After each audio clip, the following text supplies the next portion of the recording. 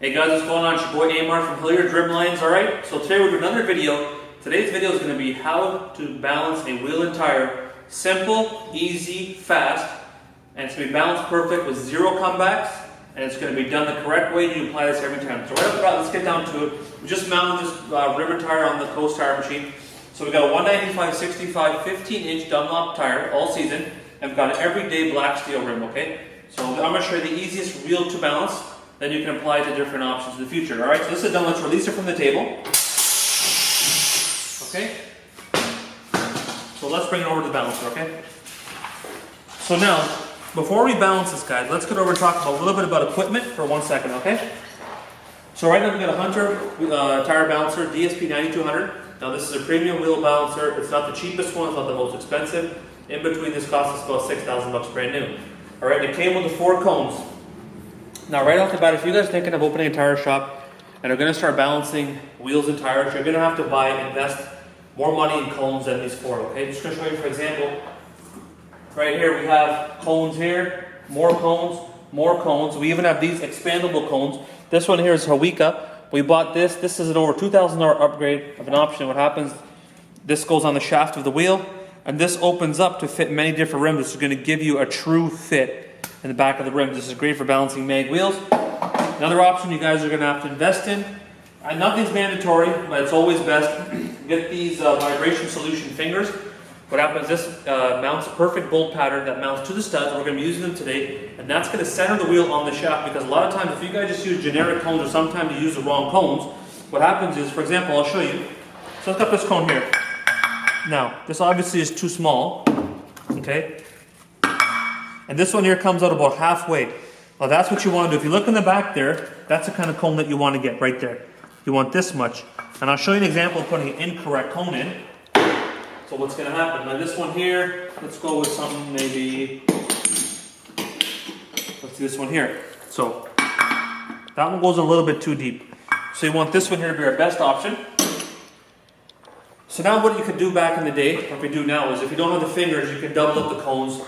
You can put this cone in first, which is the right one, and then use this as a spacer here to make up the room in the shaft. But you know what? Like if you don't have the extra cones and you're just going to balance what you got, this is what you're going to do. You're going to get a decent balance, but you will have chances of comebacks, okay? So let's get down to the fingers I was talking about. Now this rim here, this is a 5x114 steel rim. I already know that.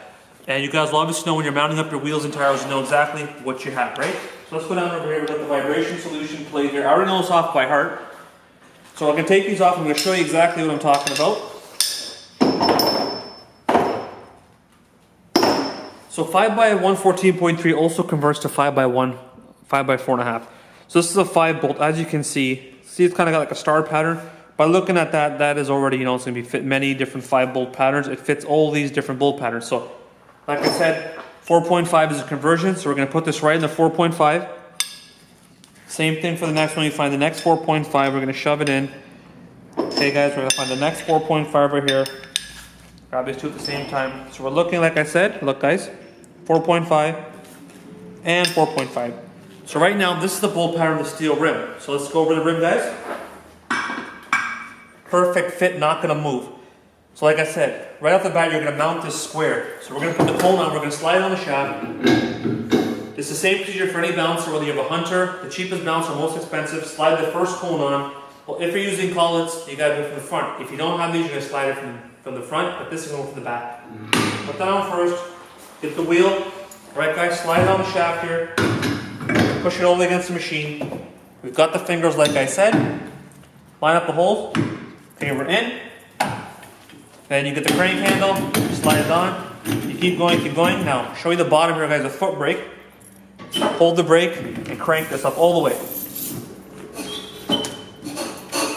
Tight. Okay, now, come over to the machine. I'm going to show you different types of balancing you have here. Now, this is a picture of the wheel here. Now, you can do 4 different balancing options. You can do a clip-on weight on the inside, clip-on weight on the outside. You can do, let's just go through them. First of all, let's set this to 2.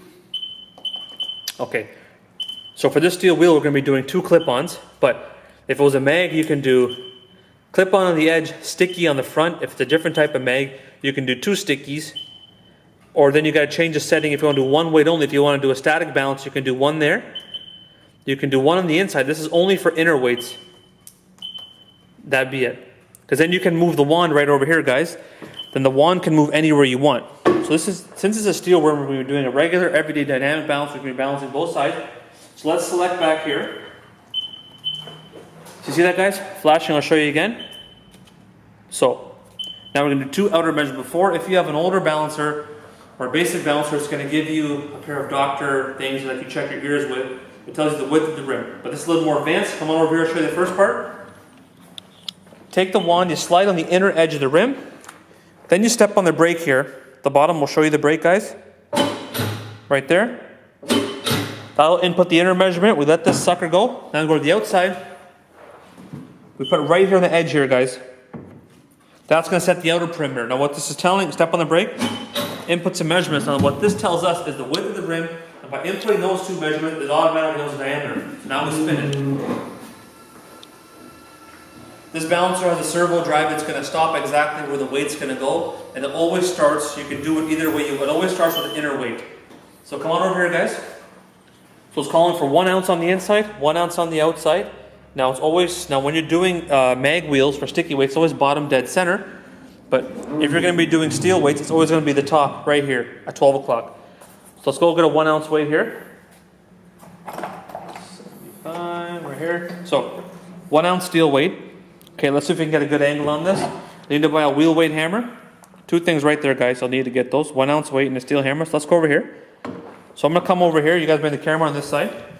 So the first thing, you always step on the brake so the tire won't move. If it moves, it's going to throw it off alignment for the balance. So roughly you could do a little trick here. Line that up. Put the weight about center. So we're in our gauge. Take the wheel weight hammer. Watch your thumbs and finger, guys. All right. So you just set the inner weight. That's put at 1 ounce. Now we're going to push start. It's going to spin it to where it needs weight on the outside.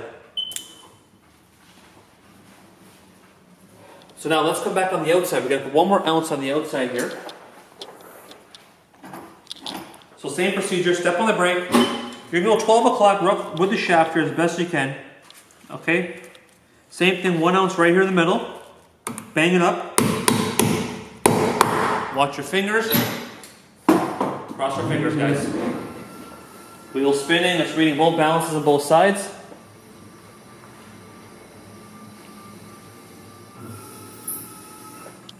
There you have it, guys. Easy as that. It's been zeroed out, perfect balance. The customer can pick these up, you can install them, you can ship them away if you're a wholesaler. This wheel's going to run true, it's going to run round and smooth till the day the wheels fall off. You know what I mean? So now, we basically covered the aspects of generic general balancing. Now, everything can be modified in this video. If you have the tools, you can use them. If you don't have none of these tools, then like I said, stick with your generic cones. Now, if you just have a wheel balancer back garage, you're doing 1 set a year, you don't have to invest in that. But if you're a professional business, get the cones.